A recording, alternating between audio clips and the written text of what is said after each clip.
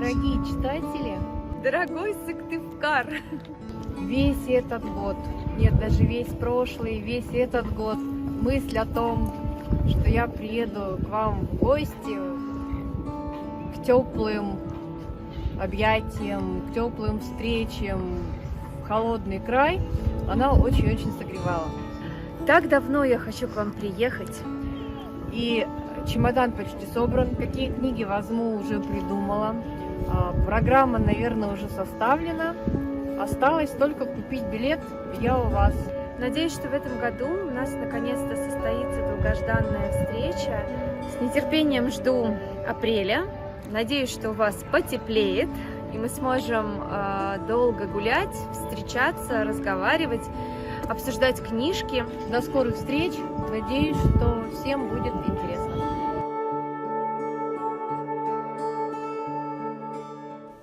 Здравствуйте, дорогие друзья! Библиотека Маршака приготовила для нас с вами нечто грандиозное. Вас ждут запоминающиеся встречи с писателями. И для меня выпала большая честь участвовать в этих мероприятиях. Видите, я уже приготовила свои книжки, они уже готовы. Уже бегут, летят на встречу с вами. До встречи! Здравствуй, дорогой Сыктывкар. Я скоро приеду к тебе в гости. И это здорово, это так замечательно, что профессия писателя, оказывается, включает в себя встречи, поездки, встречи со старыми друзьями, знакомство с новыми друзьями. А оказывается, что профессия писателя не только сидение на чердаке, но и поездки по миру, и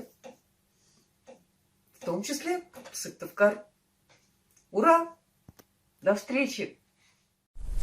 Дорогие ребята, скоро у нас с вами встречи творческие, на которые мы идем с большой радостью. Мы любим тех, кто читает книги.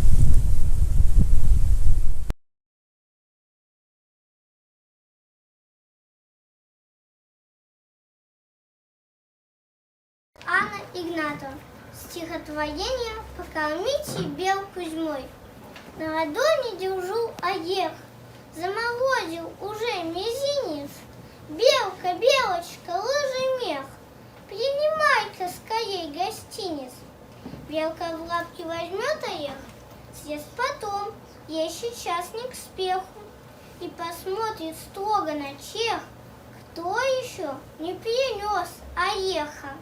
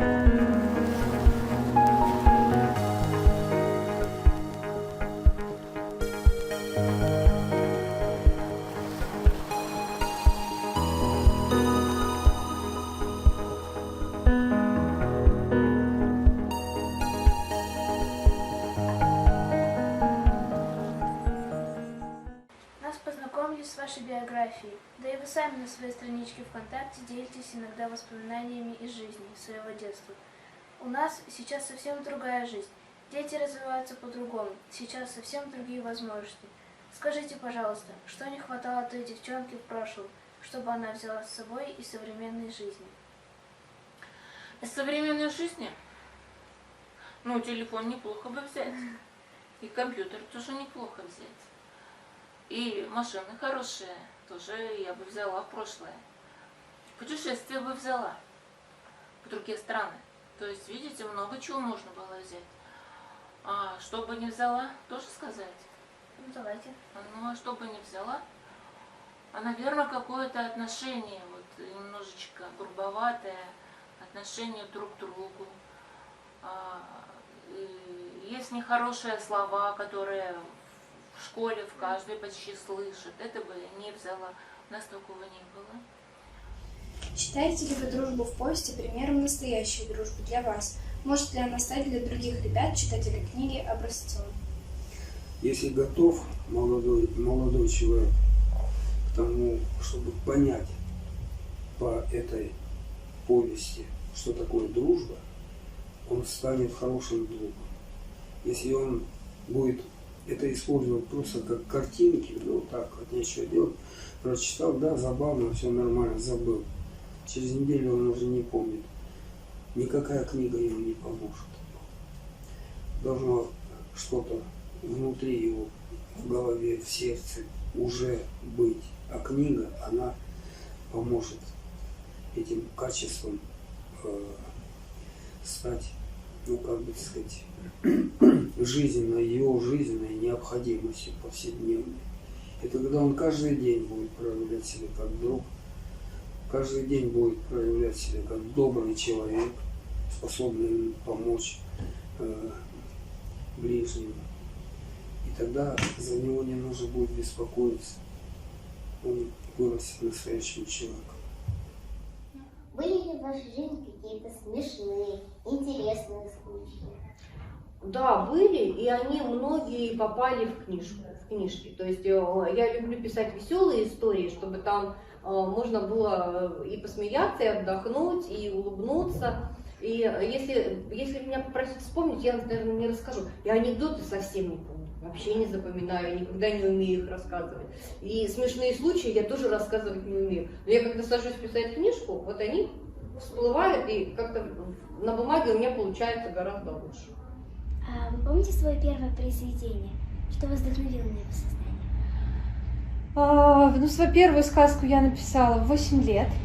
И это, кстати, было школьное задание. Нужно было написать сказку, названием которой послужила бы пословица. Причем пословицы нам раздавали, мы их не выбирали сами.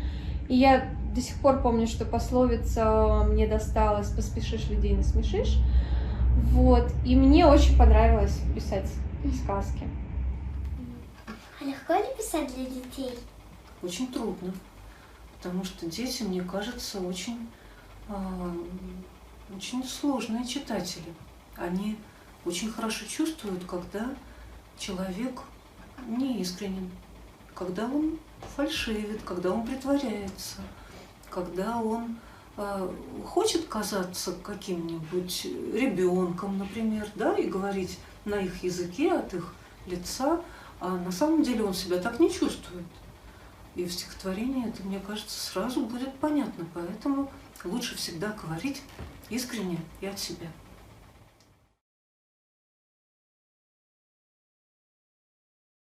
Это был настоящий литературный карнавал, яркий, радостный и праздничный. Во всех библиотеках, в которых проходили встречи, дети и подростки очень долго не отпускали писателей. Они разговаривали с ними, задавали вопросы, брали автографы и фотографировались на память. И мы от всей души благодарим всех писателей за их выдержку и стойкость, ну и, конечно, наших коллег, педагогов и, конечно, читателей за их интерес к книгам и чтению.